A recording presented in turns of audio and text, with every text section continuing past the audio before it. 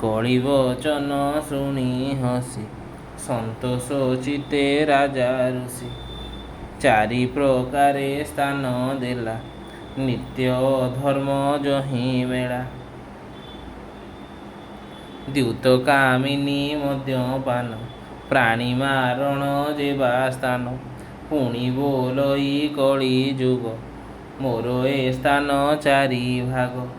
ଯହିଁ ମୁଁ ଥିବି ନିରନ୍ତରେ ପଞ୍ଚମ ସ୍ଥାନ ଦିଅ ମୋରେ।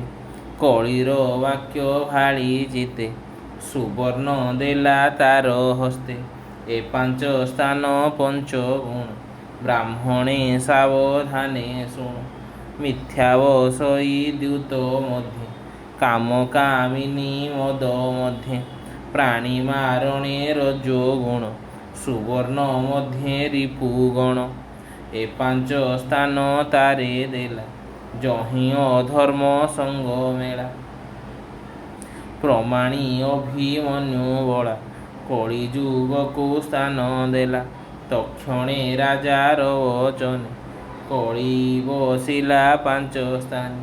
ଏଣୁ ଏମାନଙ୍କୁ ସେବନ ନ କରେ ବିଜ୍ଞ ଯେଉଁ ଜନ।